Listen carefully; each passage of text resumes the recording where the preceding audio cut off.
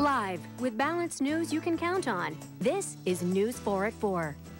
All right, when you think of Christmas, of course, Christmas minds immediately pop to mind.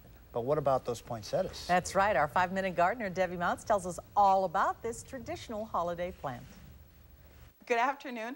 I'm Debbie Mounts, and I'm the 5-minute gardener. And it is the holiday season once again.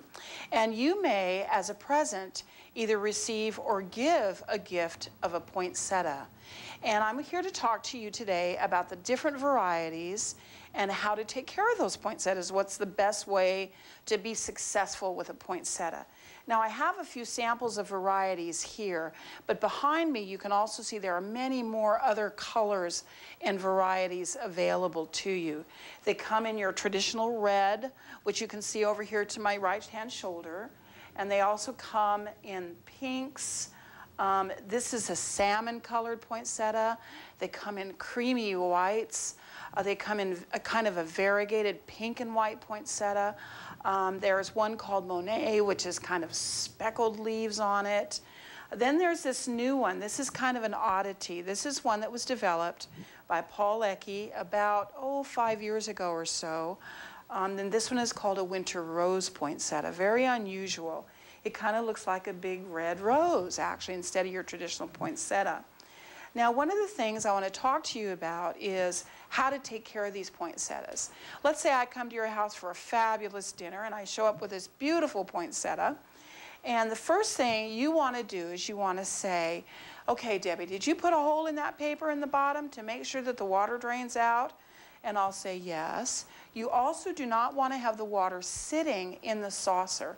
Try to drain out whatever water runs through the paper as you do your watering and such.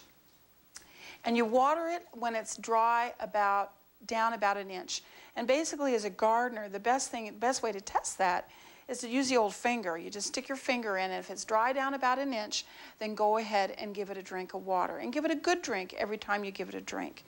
Now, poinsettias are really sensitive to temperature changes.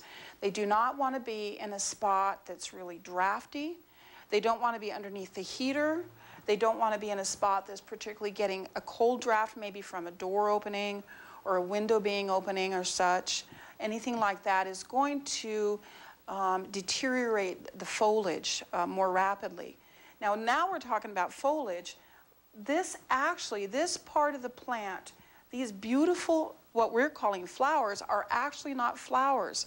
They are brightly colored leaves. They're called bracts. The flower of the poinsettia is this little center part here. But anyway, the bracts are what color up and give us this beautiful color.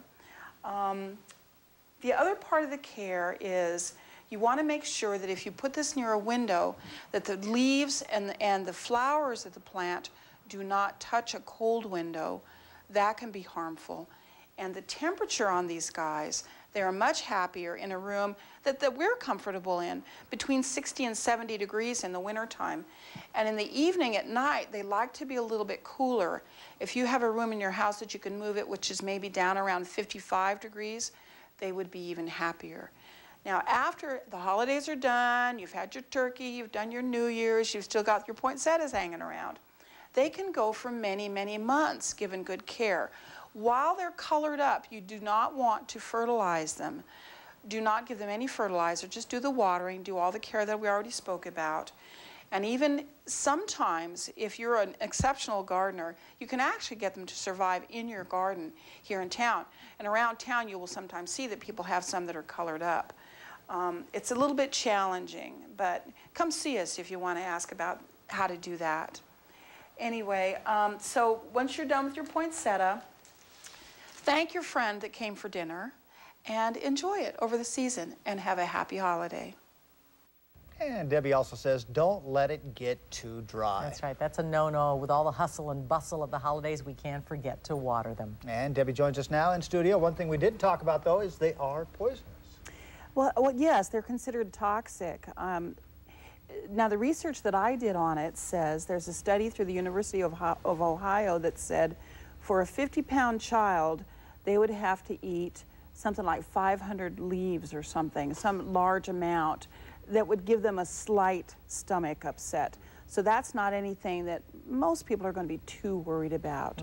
It does put off it's the Euphorbia family, so it does put off a milky sap that even for me, if you have a little bit of a sensitive skin, can be a bit of a skin irritant.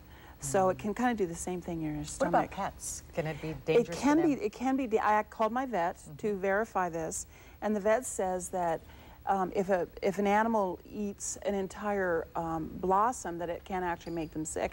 And certainly, particularly some cats have a tendency to munch on your plants. You do need to be a little bit careful. That's when you pull the cat grass out. Exactly. Yes, we talked exactly. about we talked about cat back. grass. Yes, Sure. we did. But obviously people do bring these out, but they don't seem to last for most of us. And you said how much of a challenge it is in the garden.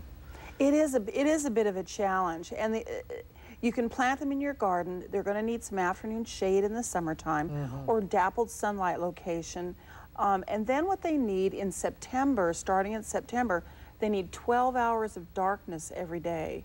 So you need to, if it's not going to get that naturally outside, which it doesn't always here, you need to provide that darkness for it, for those bracts to start to color up. I see. So, Okay. yes, And you also brought these beautiful Christmas cactus. They are another really gorgeous plant of the holiday. Yeah, they're very popular at the holiday. And this is an interesting plant. This is actually an epiphyte.